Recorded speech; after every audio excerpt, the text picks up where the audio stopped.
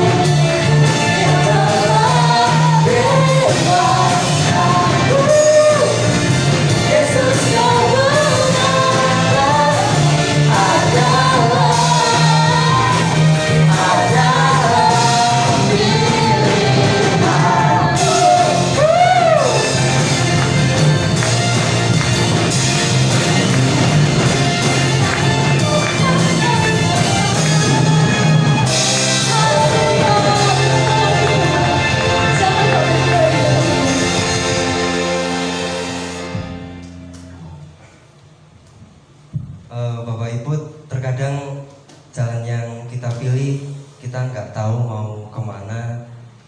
Kadang kita suka tersesat sama apa yang jadi pilihan kita.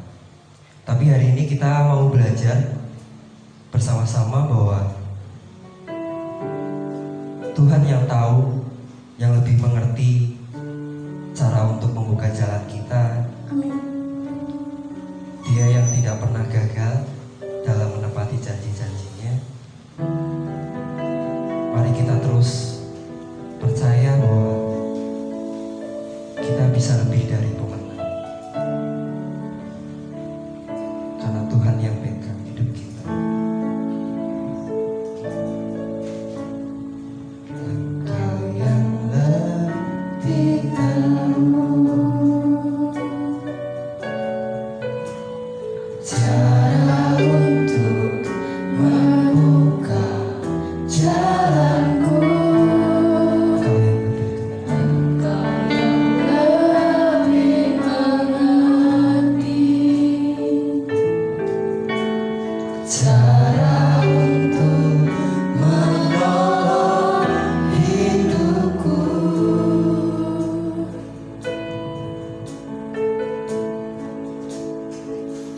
Ku percaya Kau Tuhan yang tak pernah gagal menjadikanku lebih dari pemenang.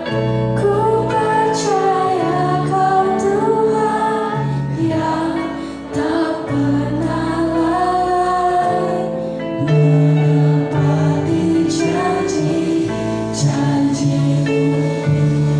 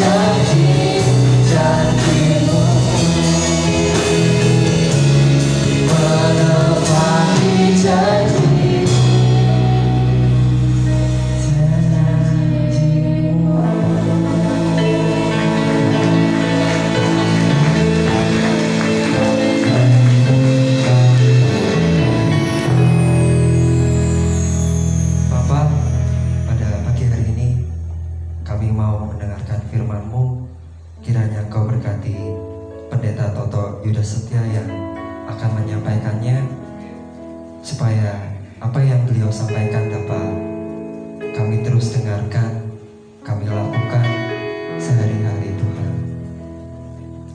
Kami mau terus bertumbuh di dalam Engkau. Sertai kami ya Bapa. Di dalam nama-Mu yang percaya katakan amin.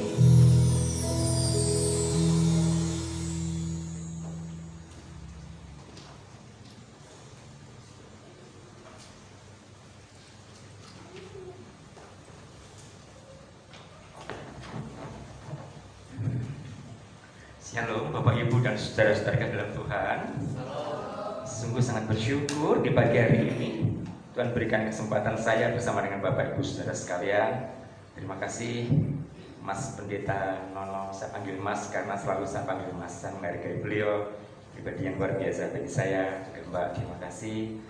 Ibu Gembala Senior tentunya, Ibu Lukas, terima kasih, dan seluruh jemaat yang ada. Bersyukur pada pagi hari ini kemurahan Tuhan boleh menyertai setiap kita sehingga kita bisa berbakti kepada Tuhan. Mengapa saya mengatakan bersyukur? Karena Bapak Ibu, di hari-hari ini belum tentu banyak orang bisa bersekutu, bahkan mendapatkan kesempatan bersekutu pun belum tentu bersekutu kepada Tuhan. Tapi kita bersyukur bahwa, betul posisinya begini? Ya. Bersyukur bahwa Tuhan memberikan kesempatan bagi kita beribadah, berbakti kepada-Nya. Mungkin ada yang tidak bisa beribadah karena sakit. Mungkin ada yang tidak bisa beribadah karena pekerjaan, karena kesempatan, atau banyak hal yang lain yang sehingga tidak bisa beribadah. Maka bersyukurlah Bapak Ibu diberikan kesempatan beribadah dan mau melangkah untuk beribadah kepada Tuhan. Ya. Sebelumnya saya mau bertanya dulu pada Bapak Gembala, ini waktu khotbah biasanya berapa lama ya di sini? 2 jam. Iya, saya takut waktu Amin sudah nggak ada jemaat di sini. Iya, tidak Bapak Ibu. Saya percaya Roh Kudus pimpin kita semua ya. Saya menikmati pujian pada pagi hari ini, musik yang indah, yang harmonis. Saya bersyukur. Saya suka dengan pujian dan saya menyadari suara saya kadang-kadang fals, cemeng begitu ya. Tapi saya menikmati pujian di pagi hari ini. Benarlah bahwa rencana Tuhan tidak pernah gagal dalam kehidupan kita. Bahkan kita pribadi yang selalu memegang janji-janjinya. Saya bertanya kepada Mas Gembala, Mas Pendeta, temanya apa? Tuhan adalah gembalaku. Bagi saya tidak lah kok temanya kok Tuhan adalah gembalaku. Bukankah ini tema yang klasik, kuno, sudah gak laku zaman sekarang? Ya.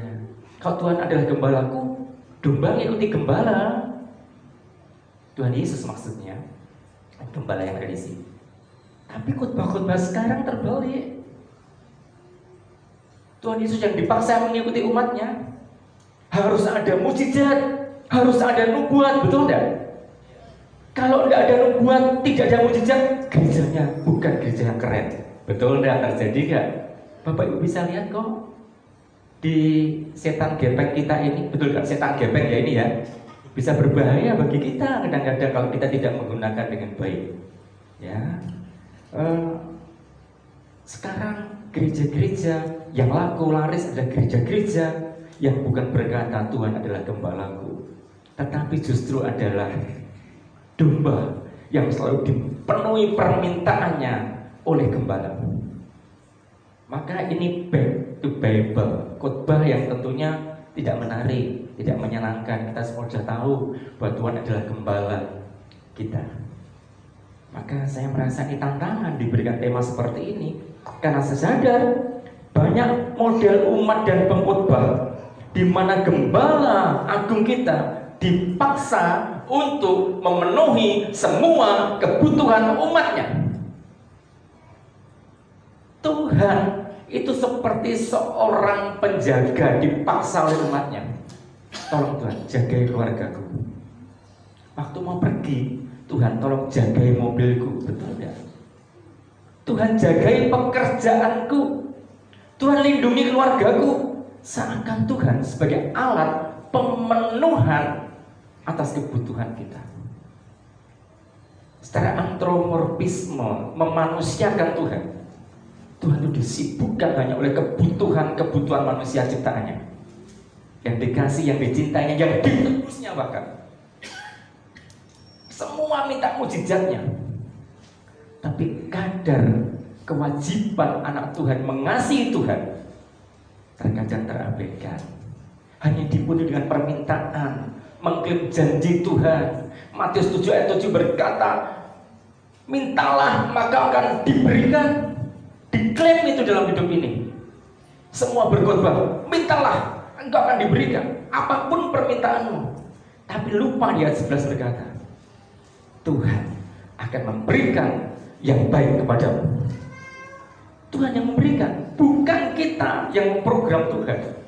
Maka khotbah pagi ini khotbah yang sedikit tidak menyenangkan bagi Bapak Ibu saudara sekalian. Saya tidak bergeser dari topik khotbah kita. Kita semua sudah tahu kalau berbicara Tuhan adalah gembala, pasti Mazmur berapa Bapak Ibu? 23. Ayat pertama bunyi apa? Mari kita sarapan bersama. Betul begitu? Tuhan adalah gembalaku, takkan kekurangan aku. Oh ya, saya pakai ini ya. Mohon maaf Mas, saya biasanya dibantu ya, jadi pakai ini saya jarang Bapak Ibu ya. Semoga ini menolong kita. Tuhan adalah gembalaku, Mazmur 23 ya. Oke. Ya, Bapak Ibu kita baca Alkitab kita, boleh baca di depan. Saya sudah tuliskan supaya Bapak Ibu tidak terganggu. Ya.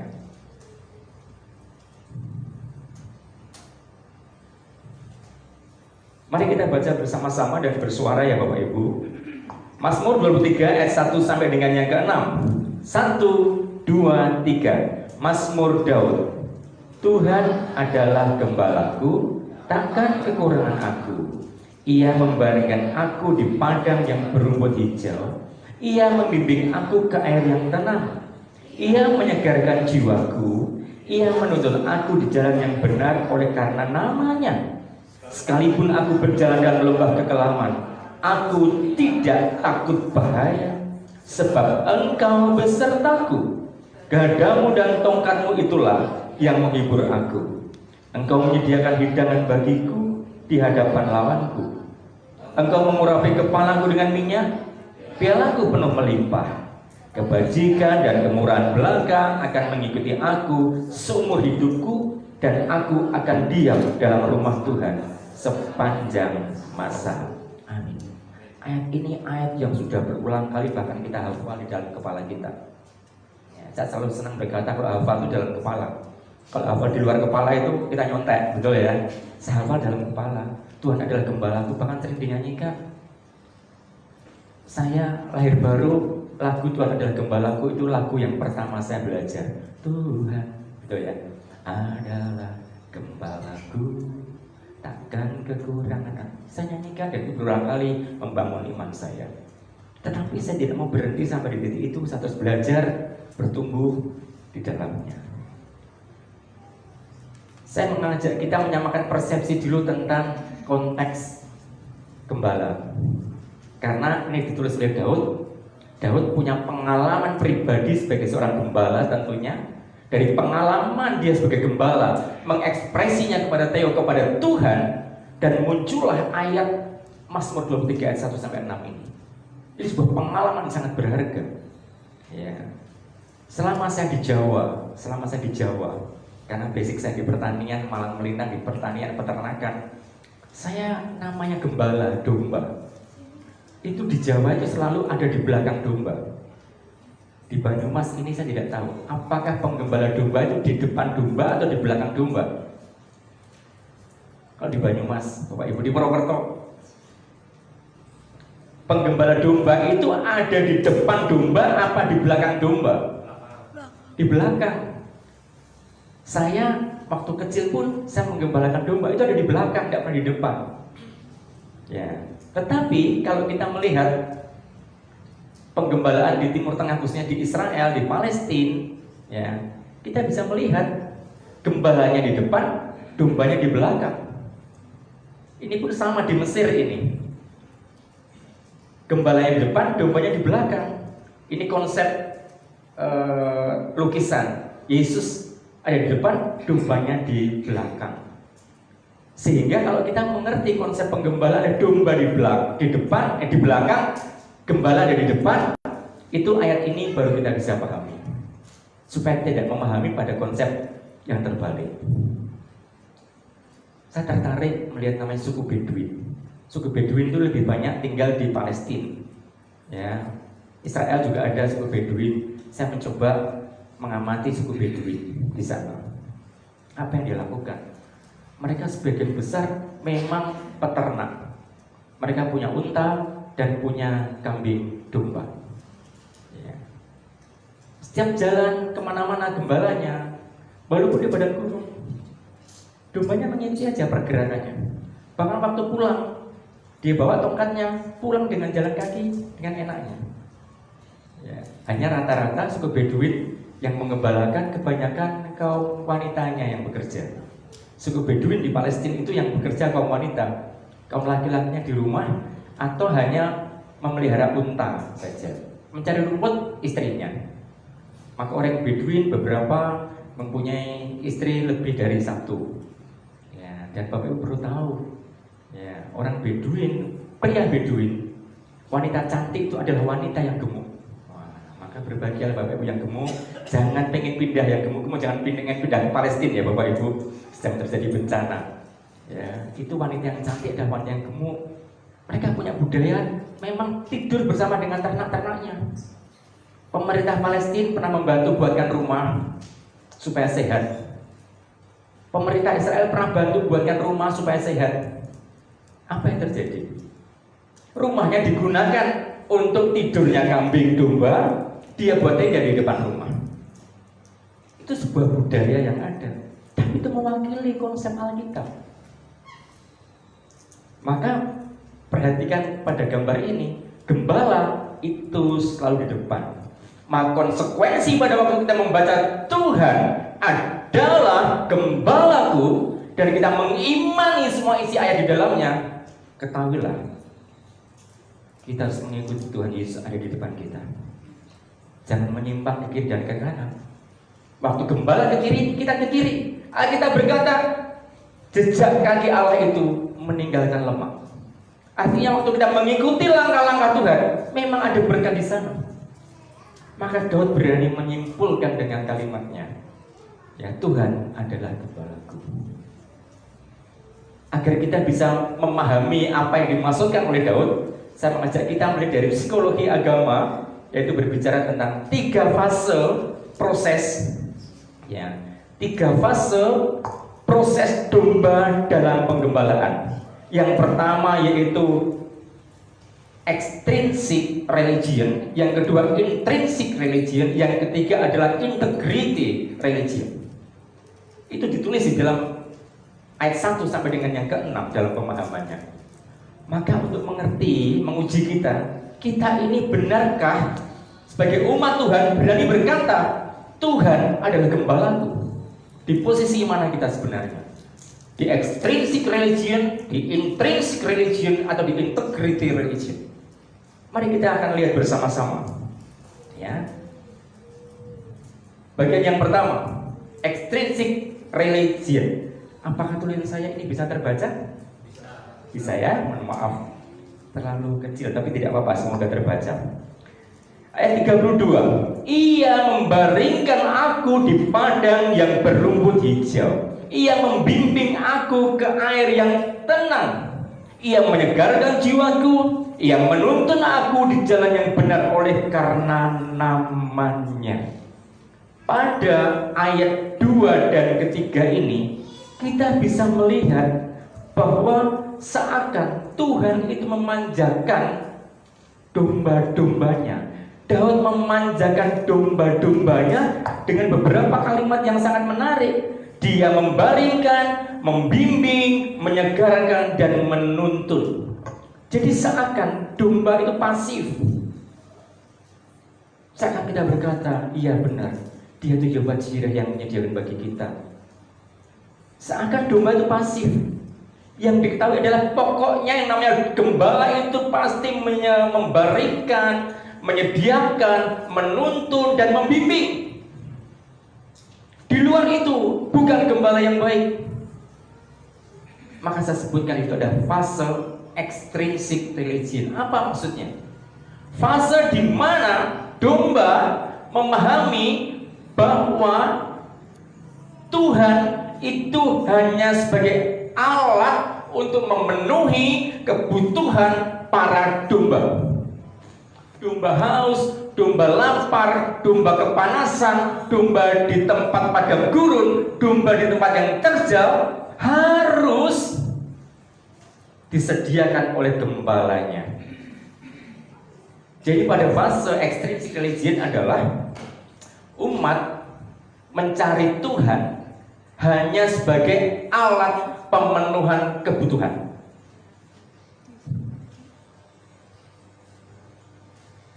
Sedih sebenarnya, tapi ini realitas. Di jemaat GBS tidak ada ya, di gereja lain itu kadang-kadang orang datang ke gereja hanya mencari berkat. Oh, supaya disembuhkanlah ke gereja. Apakah salah? Tidak salah. Ke gereja supaya diberkati Tuhan. Ke gereja mohon ampun supaya dikuduskan kembali. Ke gereja besok saya mau ujian. Ke gereja karena besok pagi saya mau jatuh cinta pada seseorang supaya jatuh cintaku diterima. Sepertinya Allah, Tuhan kita hanya sebagai tempat memenuhi kebutuhan kita. Extrinsic religion. Pemazmur berkata, dia menyegarkan, membimbing, membaringkan, menuntun. Seakan menyediakan semuanya. Kalau dipotong pada titik itu, ujilah diri kita. Apa kita pribadi mengenal seorang gembala hanya sebagai tempat pemenuhan atas kebutuhan kita? Tadi saya sebutkan, sebenarnya pengamatan saya ini pengamat, Mas Nono, ada yang tahu saya itu pengamat. Jadi saya mengamati pergerakan gereja di Banyumas, saya mengamati sekali berbagai macam gereja. Ya, saya ini khotbah di gereja Bethel Injil Seutuh. Ini yang kedua. Yang pertama saya khotbah tahun 89 di gereja Bethel Injil Seutuh Cepu. Ya, mengadakan KKR. Tidak salah Pak Pendeta Gideon di Cepu ya, di Cepu betul ya. Beliau waktu itu masih muda dan saya juga masih muda juga waktu itu ya. Sekarang yang masih muda belum 80 ya. Bapak Ibu dan saudara kasih Tuhan, pada titik inilah kita perlu belajar extrinsic religion. Bertanya dalam diri kita, saya hari ini beribadah kepada Tuhan, bertemu dengan gembala agung saya. Apakah saya hanya ingin memenuhi kebutuhan diri saya? Apakah saya ingin membutuhkan jawaban dari pergumulan saya? Apakah saya mengeksploitasi Tuhan agar Tuhan itu mau mencukupkan apa yang saya butuhkan, agar Tuhan mau menyatakan mujizatnya bagi saya? Saya mau melayani Tuhan, memain musik, pemain bass. Wah, Mas, saya main bass enak sekali, sambil merem-merem begini. Saya juga ikut merem-merem Mas tadi ya. Enak sekali begitu, pemain drum semangat. Apakah dengan memain musik kemudian kita punya harapan saya melayani Tuhan di mimbar supaya Tuhan mengabulkan doa saya? Tidak salah. Tetapi apakah berhenti sampai di tempat itu kita? Kita yang hadir pada pagi hari ini, mengertilah diri kita. Kita punya gembala agung yang kita baca ayat 1 sampai yang ke-6 tadi begitu luar biasa. Tapi di hari-hari ini Bapak Ibu, gereja berhenti pada titik extrinsic religion. Keagamaan yang menunjukkan hanya memenuhi kebutuhan umat, bukan bagaimana menyenangkan Tuhan, tapi bagaimana menyenangkan Tuhan supaya Tuhan mengabulkan doa kita. Ujungnya kepada siapa? Kepada kita.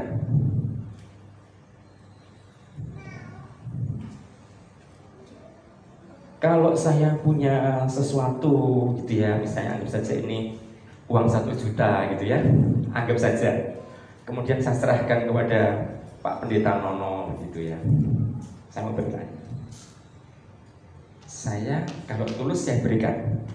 Pak Nono ini ada uang 1 juta, etok-etok ini Mas, 1 juta berikan.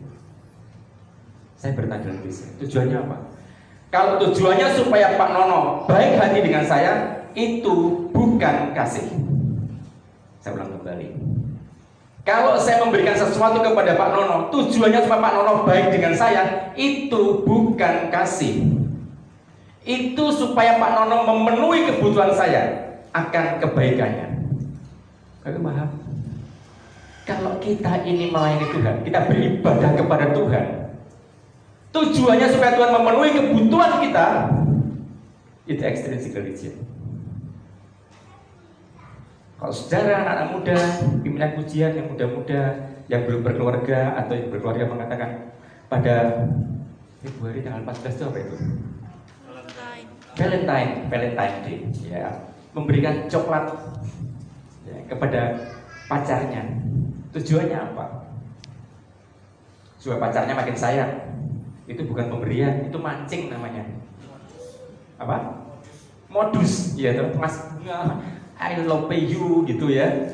Itu modus, betul Pak Gembala. Itu hanya memberikan umpan supaya pacarnya baik kepada saya.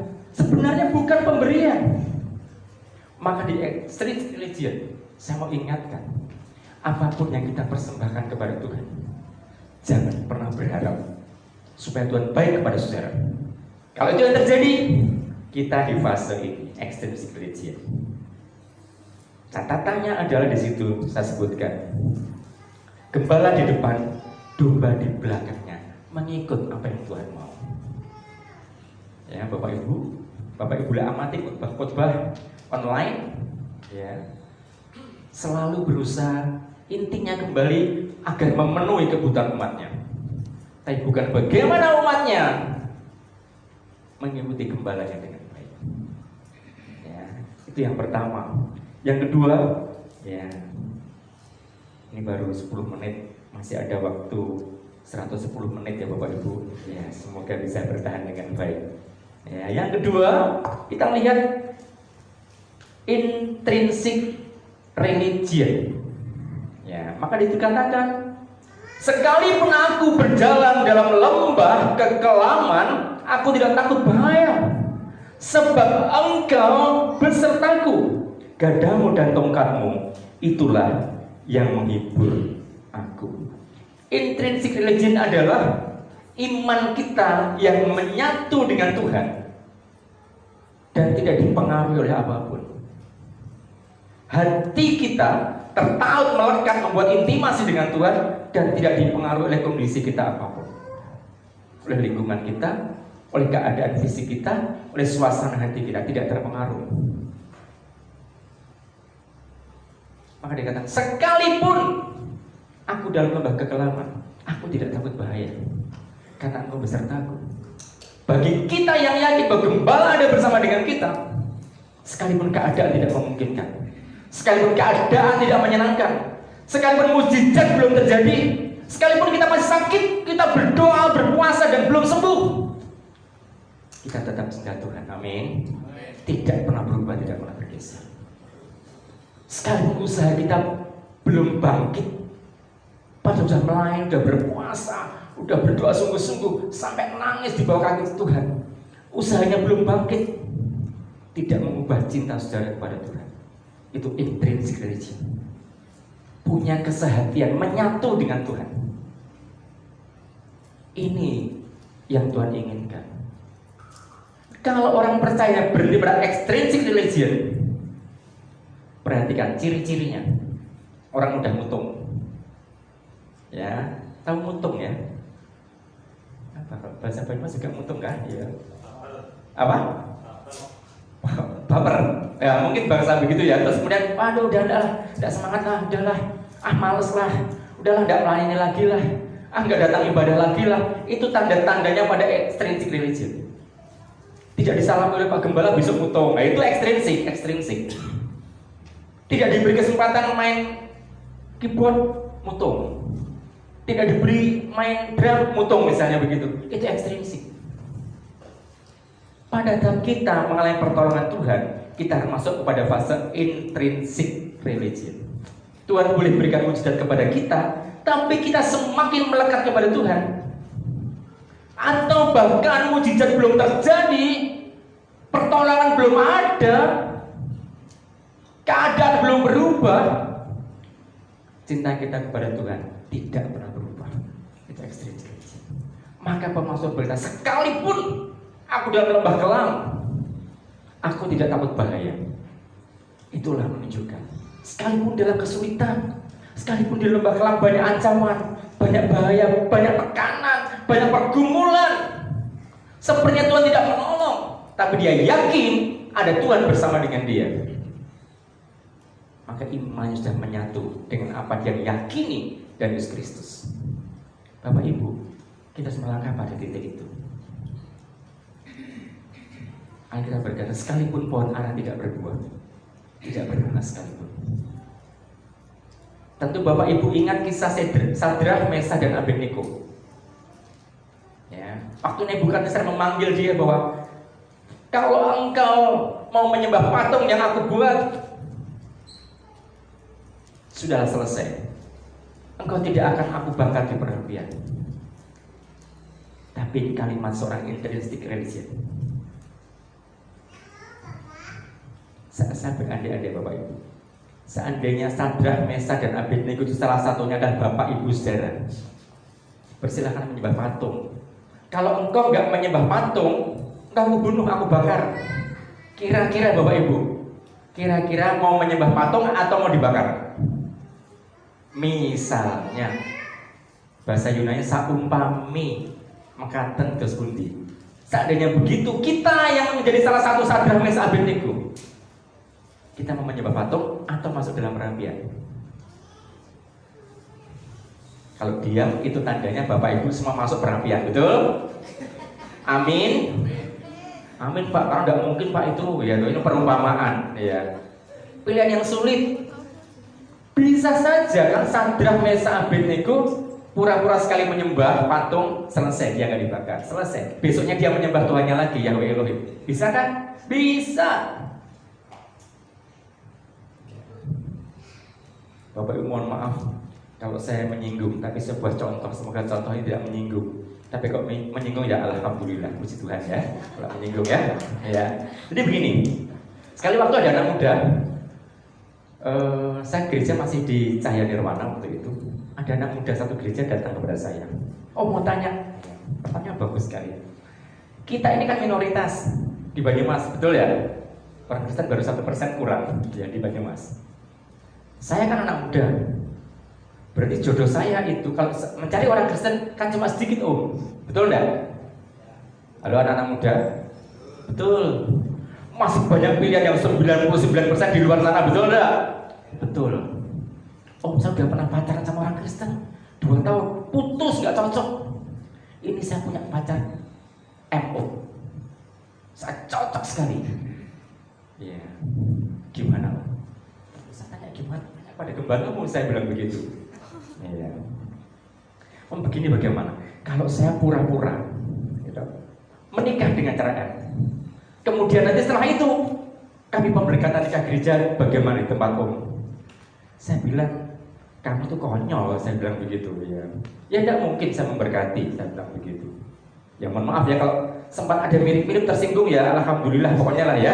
Ya. Kemudian saya berkata begini. Ini sesuatu yang tidak mudah. Masalah imanmu. Kalau kamu menikah hanya pura-pura dengan iman yang itu, kamu sedang membohongi banyak orang. Kalau menikah dengan cara itu, ya udah menikah dengan cara itu, jangan berpura-pura. Ya. Terus kemudian nanti pura-pura setelah itu mau pemberkatan menikah. Ya. Bapak Ibu singkat cerita, anak itu menikah dan sampai sekarang tidak pernah nikah gereja dan tidak pernah di gereja. Ya, apa artinya? Sadrah, Mesah, Abednego pun bisa. Tapi kalimat Sadrah, Mesah, Abednego menunjukkan pribadi yang intrinsik religion. Aku tidak akan, di bahasa saya, tidak akan menyembah patung buatan Tuanku.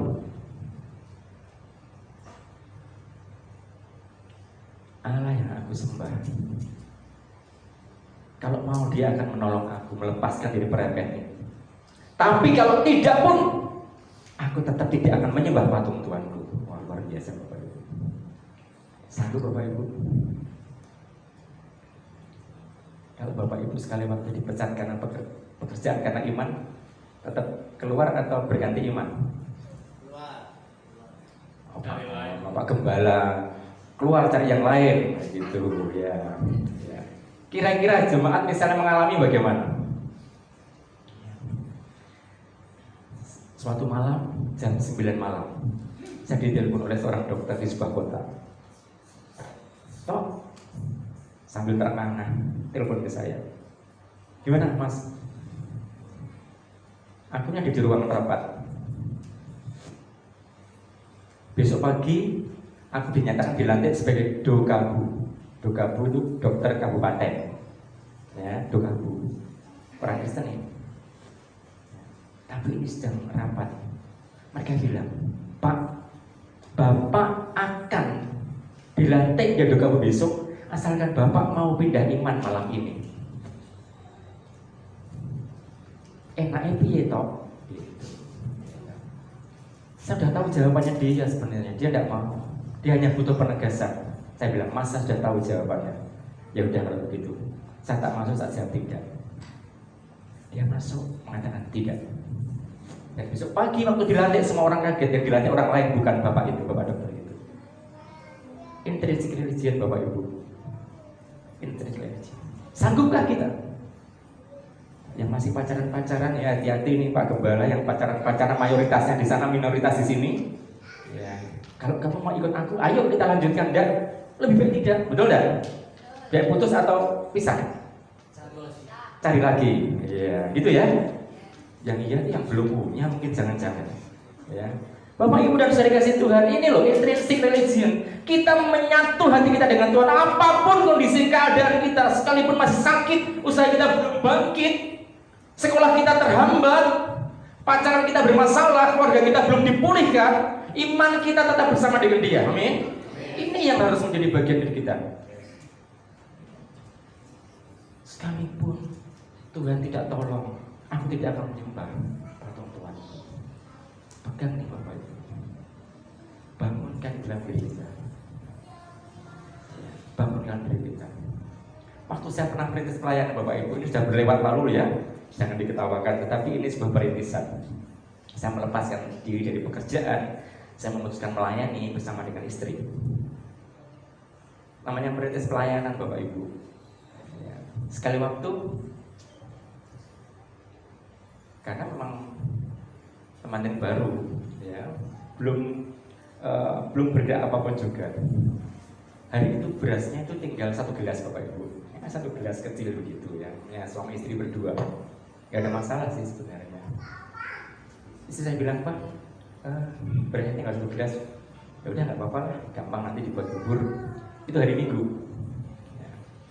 Kebetulan datang pendeta tamu Bapak Ibu, pendeta tamu datang berkhotbah ya. Khotbahnya luar biasa memberkati saya. Dia bersaksi, minggu yang lalu pembantu rumah tangga, asisten rumah tangga saya itu mengetuk pintu saya malam-malam, Pak, berasnya habis. Oh ya udah nggak apa-apa, besok bapak yang beli. Padahal beliau mengatakan, saya nggak punya uang sama sekali. Besok bapak yang beli. Padahal malam itu tidak punya uang sama sekali. Tiba-tiba pagi-pagi seperti biasanya, asisten rumah tangga itu buka tempat berasnya penuh Bapak Ibu. Tahu-tahu waktu Pak Gembala bangun, sudah disiapkan nasinya ada loh. Kok Bapak beli jam berapa? Asisten rumah tangganya bingung juga ada Bapak ini. Oh ya tadi sudah beli. Padahal dia nggak beli. Artinya tempat berasnya itu ada mujizat Tuhan berikan ya. Amin, bisa terjadi? Terjadi. Saya senggol istri saya, dek, ini bodoh kan nyok. Ya gitu kan. Berarti tinggal sedikit. Ini Pak Gembala ini mengalami mujizat, saya pun mengalami mujizat. Selesai dari itu Bapak Ibu, semua sudah pulang. Yuk kita lihat. Siapa tahu 1 gelas jadi 1 gentong, betul enggak? Ternyata saya tengok begitu, dilalah Bapak Ibu, malah tumpah dimakan tikus. Luar biasa, iya. Apa istri saya marah? Saya marah? Enggak. Saya tertawa terpinggal-pinggal. Ternyata iman saya belum seperti iman Pak pengkhotbah tadi Bapak Ibu. Wah luar biasa. Terus bagaimana? Ya udah, emang nggak ada apa-apa. Gimana? Jadi jalan-jalan aja. Saya jalan-jalan Bapak Ibu. Tiba-tiba pas jalan-jalan itu Ada orang hampiri saya loh, pakai mobil, Panther saya masih ingat, Panther warna biru. Pak Bung mau kemana? Ini mau jalan-jalan ke depan. Ayo kalau begitu sama-sama dengan kami. Saya tanya, Bapak Ibu mau kemana? Saya mau ke mall. Bapak ikut dulu ya. Oh ya, baik, saya nemani. Bayangkan ke mall tanpa uang, ya, namanya mall. Betul ya? Ya, nggak punya uang. Ya, tapi kan mereka nggak tahu kalau sedang punya uang. Wajahnya tersenyum, betul ya? Tersenyum, kita nggak sedih, terus pura-pura lemas, pura-pura pegang perut. Nggak ada. Nggak cerita apa-apa. Mereka belanjalah macam-macam. Istri saya ngobrol dengan istrinya, saya dengan suaminya ngobrol, belanja macam-macam. Selesai, Bapak mau kemana lagi? Saya enggak, hanya jalan-jalan saja. Ya udah, kalau pulang saya diantar. Sampai di rumah Bapak Ibu, semua barang-barang belanjaan. Karena dia punya rumah makan, saya pikir belanja itu rumah makannya. Ternyata semua diturunkan ke rumah, di rumah saya. Jadi bukan hanya beras, tapi ya minyak, ya sayur, ya daging, ya lauk, ya barang-barang bisa untuk 1 bulan itu turun di rumah saya. Cara untuk memberkati yang berbeda, amin. Kita punya cara untuk menolong kita. Tapi intrinsiknya harus bangun dalam kehidupan kita, membuat kita semakin dekat dengan Tuhan. Ya, saya tidak malu cerita ini karena memang saya alami real kenyataan. Ya, istri saya pun tidak malu karena memang tidak ada. Ya, mau diimani kok malah dimakan tikus, betul tidak Bapak Ibu? Soalnya tikusnya itu kurang ajar, memang Tuhan kirim tikusnya itu supaya saya ditolong oleh Tuhan dengan cara Tuhan. Ya, saya tidak mengerti. Tapi intrinsik. Dan terakhir Bapak Ibu, mari kita lihat. Ya, saya senang dengan istilah ini. Integrity religion, ya. Kita perhatikan ayatnya, ya.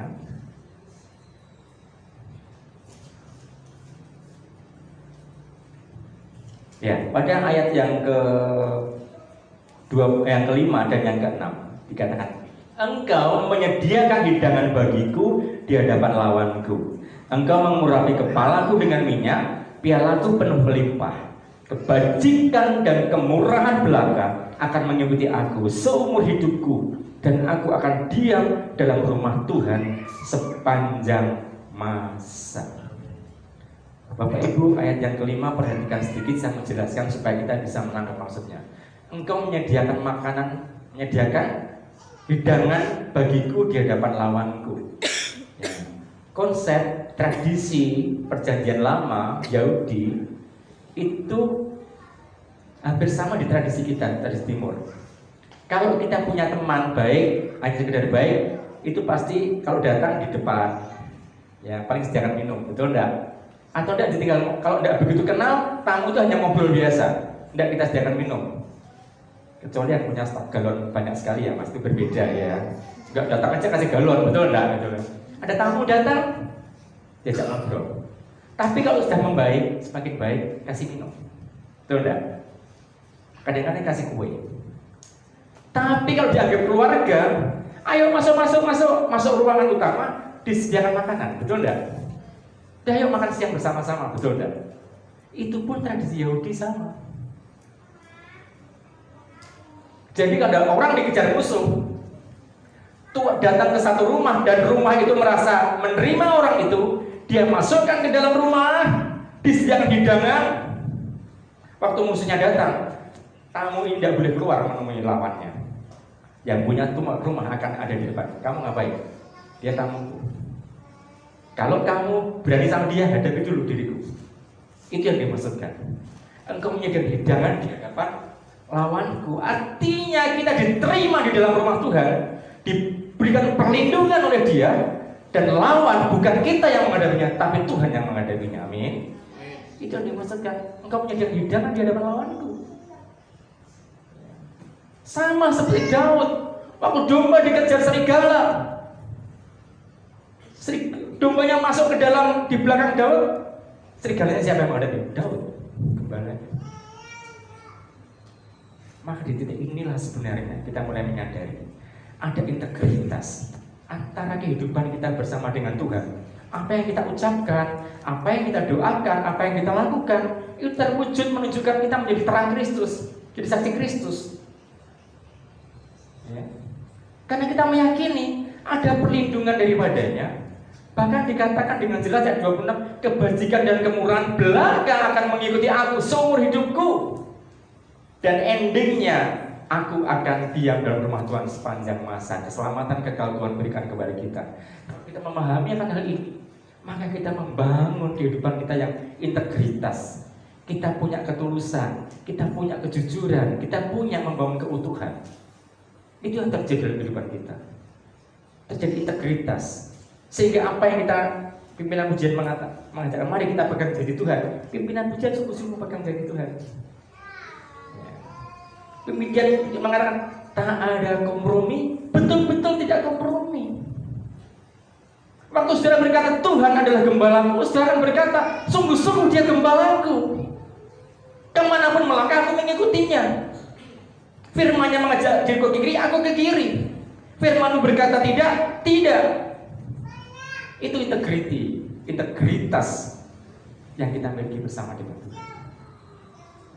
Sehingga waktu kita di rumah, kita di pekerjaan, kita di pelayanan, tidak pernah berubah. Ya seperti itu adanya. Tetap menjadi terang Kristus. Tetap menjadi garam Kristus. Kamu adalah terang. Pelita itu tidak pernah dinyalakan di bawah gantang, tapi diletakkan di kaki dia, menerangi semuanya. Itu integritas. Ucapan kita, pola pikir kita, perbuatan kita menunjukkan kita seorang followers, pengikut gembala yang sejati, tidak pernah menyimpang dari kebenaran. Apa yang dikatakan ajarkan. Waktu Tuhan berkata ampuni dia, kita mengampuni. Waktu mengasihi. Waktu Tuhan berkata berikanlah.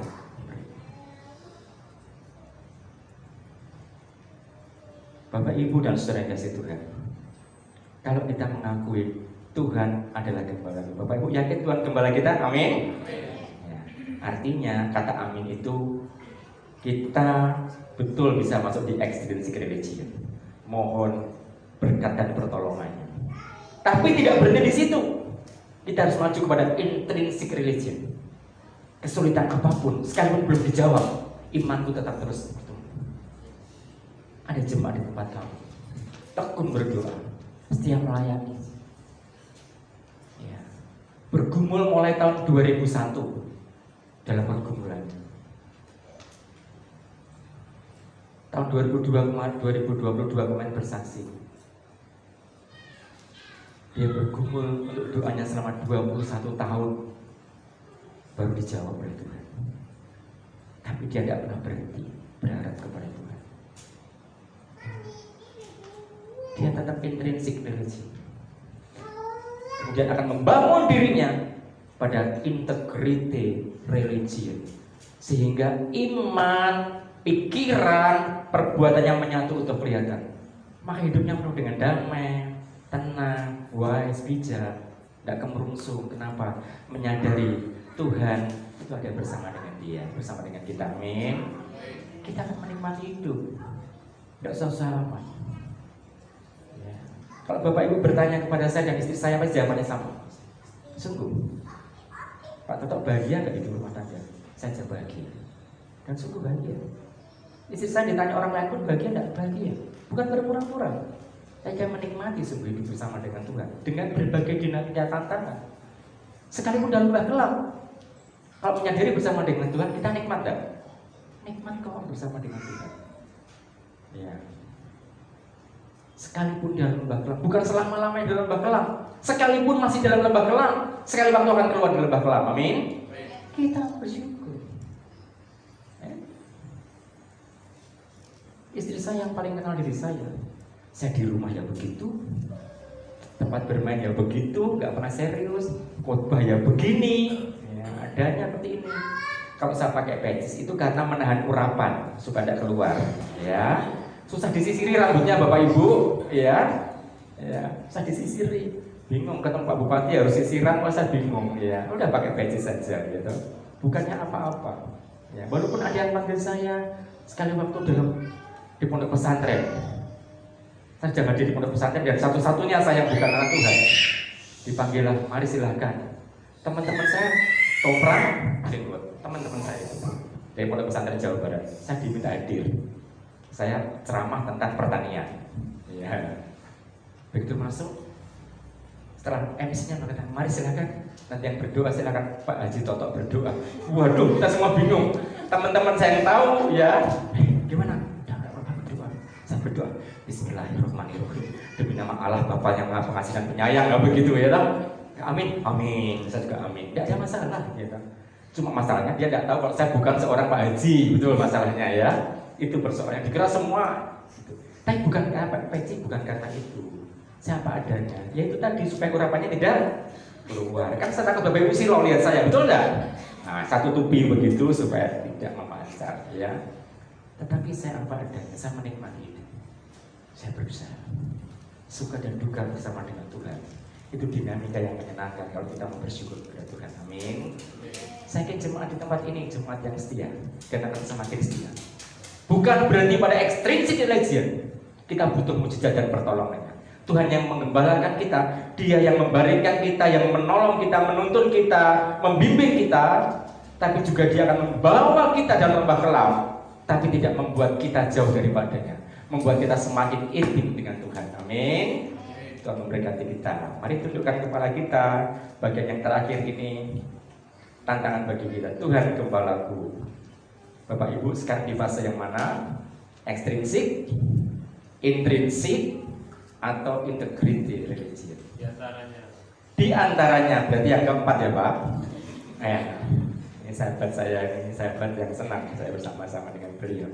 Ya, di antaranya, mari kita Bapak Ibu pikirkan sungguh. Waktu bulan berkata Tuhan adalah gembalaku, dan gembala kita berada di depan. Jangan kita mengatur Tuhan ya Bapak Ibu. Gereja sekarang banyak khotbah-khotbah yang mengatur Tuhan loh. Hati-hati ini. Kita tidak, kita mengikuti gembala kita. Kita minta ya kita minta. Tuhan memberkati waktunya, kita diberkati oleh Tuhan. Mari tundukkan kepala kita bersama-sama. Ada satu pujian yang saya ingin nyanyikan bersama-sama. Sekalipun aku dalam lembah kelam, ku tak takut sebab Kau besertaku. Ada di teks ada. Saya lupa menyampaikan.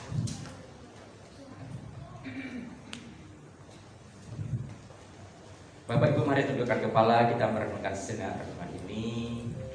Semoga ini menjadi motivasi dan pemahaman bagi setiap kita mengenal bahwa Tuhan adalah gembala bagi setiap kita.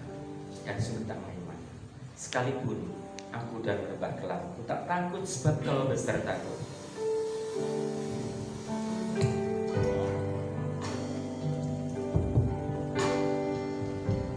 Mari kita berdiri bersama-sama Bapak Ibu.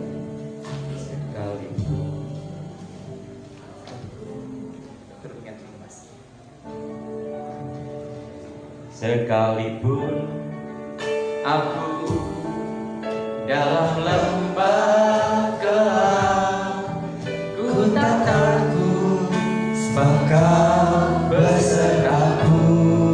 Sekalipun badai topan, sekalipun badai topan datang menerpa, ku tak gentar sebab Kau besertaku. Sekali kita katakan sekalipun aku dalam lembah gelap, ku tak takut sebab Kau besertaku. Sekalipun badai topan datang menerpa, ku tak gentar sebab Kau besertaku. Katakan aku percaya. Aku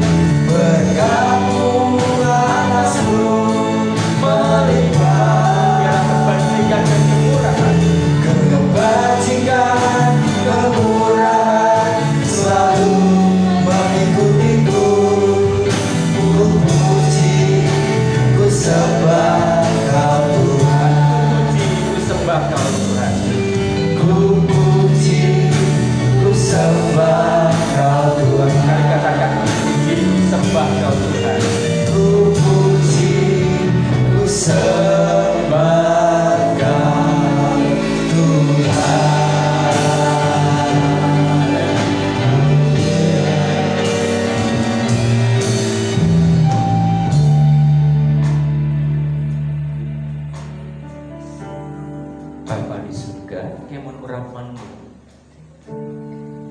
memberikan iluminasi dalam pikiran dan hati kami, untuk kami sungguh-sungguh berani mengakui bahwa Engkau itu adalah gembala kami. Dengan konsekuensi kami seturut dengan kehendak. Mungkin kami pada fase ekstrinsik sedang membutuhkan pertolongan-Mu semata-mata dari tempat ini.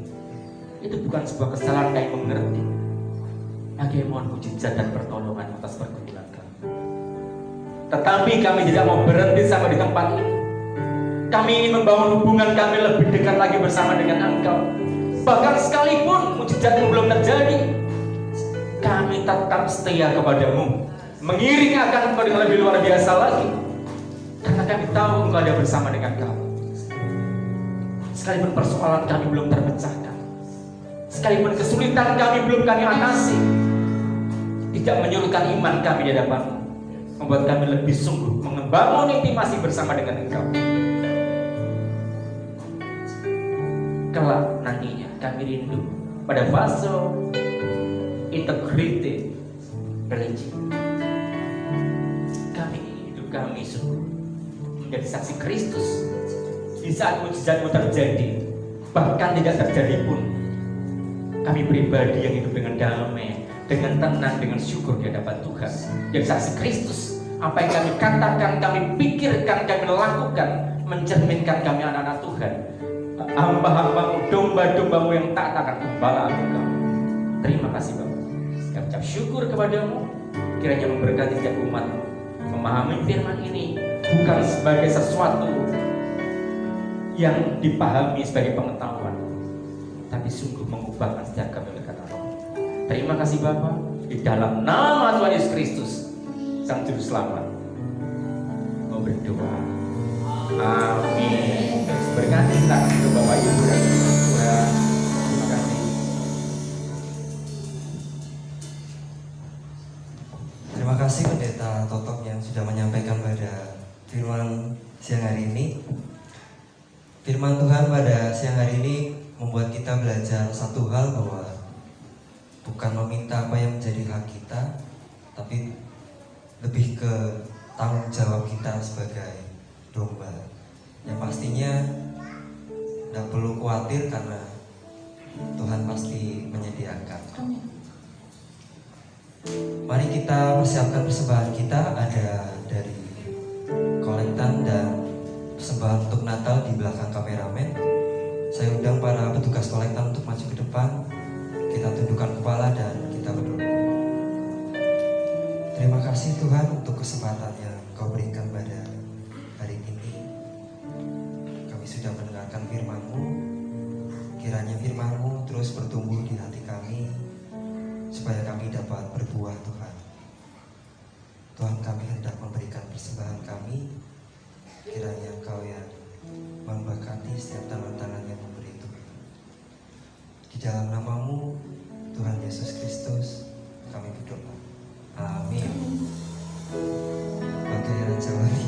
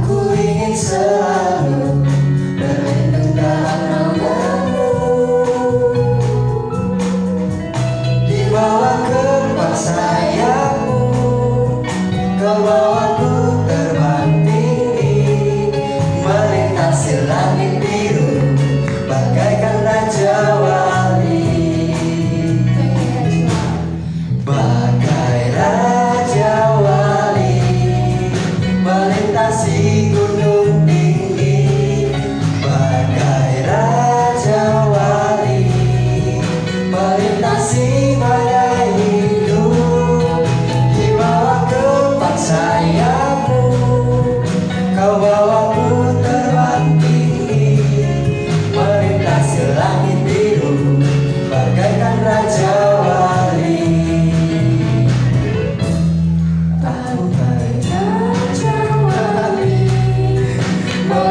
melintasi gunung tinggi, bagai raja wali, melintasi badai hidup, di bawah kepas sayapmu, kau bawaku terbang tinggi, melintasi langit biru, bagaikan raja wali.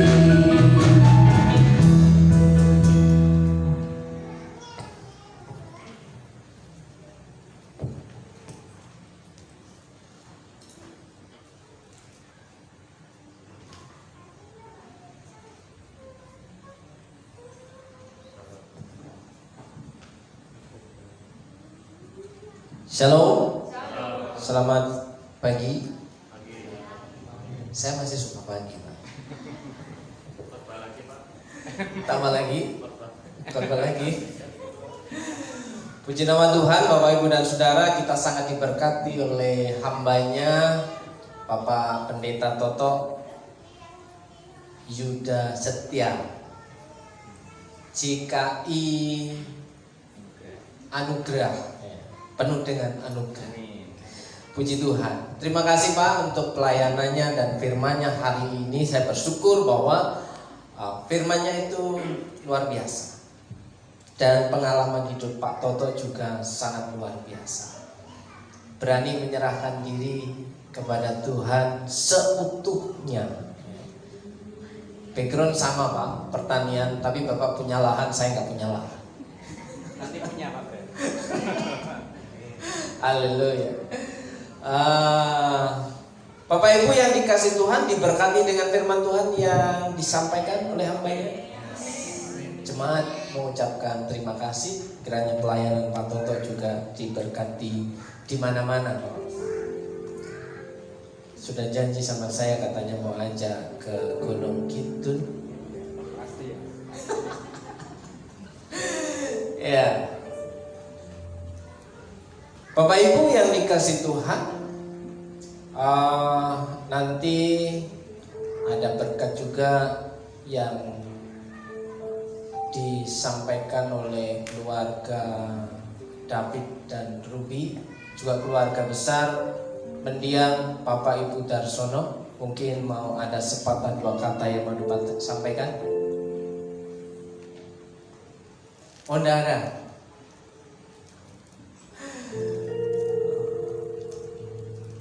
Oke, Bapak Ibu yang dikasih Tuhan,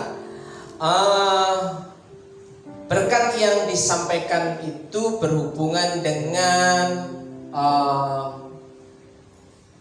almarhum dan almarhumah orang tuanya. Pertanyaannya, kenapa saya sampaikan seperti ini? Kan kita orang Kristen. Kan kita tidak harus memperingati 1000 hari, 100 hari, tapi terngiang-ngiang kangen dengan orang yang sudah mati. Ya. Nah, maksudnya adalah mengenang orang yang dikasihnya. Oh, ternyata sudah 100 hari, sudah 1000 hari, bukan berdoa kepada orang yang sudah mati. Kesempatan berbagi berkat dengan saudara-saudara yang lain. Ya. Ketika mengenang orang yang dicintai, berbagi berkat dengan orang yang masih hidup. Kapan lagi? Apakah harus nunggu mati lagi baru berbagi berkat? Bukan begitu Pak. Bukan. Kamu tertawa terus.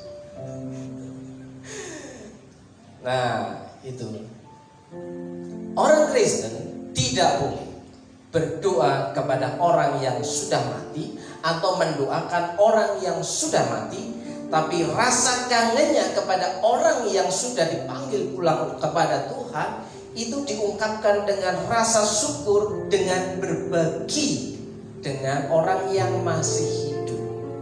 Supaya apa? Oh, dia mengucap syukur, aku juga ikut merasakannya, mengecapnya. Itu keluarga yang hari ini Bapak Ibu setelah ibadah akan menikmati sajian makanan yang akan diberikan keluarga besar, ya, terutama saya manggilnya apa? Ibu Ruby. Saya menjemput Bapak, Ibu, dan Saudara yang dikasih Tuhan. Kita akan mengakhiri ibadah kita.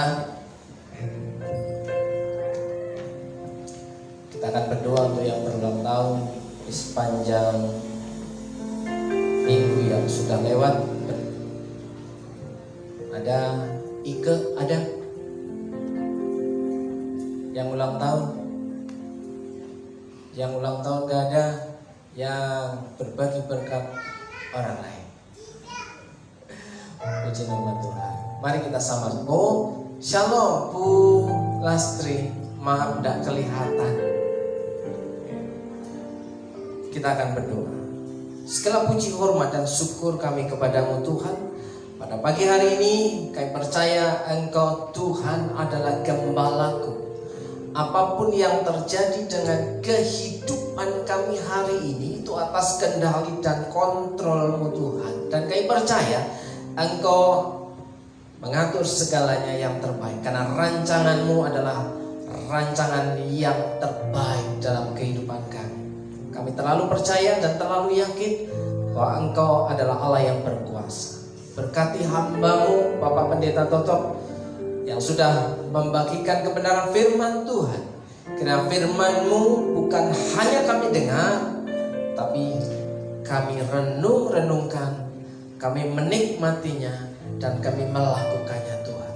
Bila iman kami semakin bertumbuh kepada Tuhan yang adalah gembala kami yang agung. Terima kasih Bapa di surga. Berdoa untuk yang berulang tahun di sepanjang minggu yang sudah lewat. Berdoa untuk Ike, kiranya Tuhan memberkati hidupnya, kiranya Tuhan jamah hidupnya dan orang tuanya dalam berkat nama Tuhan Yesus. Saat ini kami juga berdoa untuk keluarga besar Bu Lastri. Kiranya Tuhan memberkati hidupnya. Dirasa-rasa kangennya terhadap orang tuanya, mereka berbagi dengan umat Tuhan di tempat ini. Berkati keluarga besar Bu Lastri, anak-anak, cucu, dan menantu dalam berkat nama Tuhan Yesus Kristus. Saudara yang dikasih Tuhan, mari kita pulang dengan menerima berkat firman Tuhan. Jika engkau baik-baik mendengarkan suara Tuhan Allah dan melakukan dengan setia segala perintahnya yang kusampaikan kepadamu pada hari ini, maka Tuhan Allahmu akan mengangkat engkau di atas segala bangsa di bumi. Segala berkat ini akan datang kepadamu dan menjadi bagianmu jika engkau mendengarkan suara Tuhan Allahmu. Dalam berkat nama Tuhan Yesus, Tuhan memberkati engkau dan melindungi engkau. Tuhan menyinari engkau dengan wajah-Nya dan memberi engkau kasih karunia. Tuhan menghadapkan wajah-Nya kepadamu dan memberi engkau damai sejahtera. Dalam berkat nama Yesus, diberkati hidupmu, diberkati keluargamu, pasanganmu, anak-anakmu, seisi rumahmu. Berkat-berkat yang baru diperintahkan mendatangi kehidupanmu, kau yang setia kepada Tuhan. Bahkan berkat yang tidak lazim pun diperintahkan mendatangi hidupmu. Diberkati usahamu, tokomu, warungmu. Dalam berkat nama Yesus, Tuhan sanggup memberikan keberuntungan bukan hanya sekedar untung. Dalam berkat nama Yesus yang percaya bahwa Tuhan Yesus adalah gembala yang baik, yang terbaik, dan yang paling baik, katakan amin.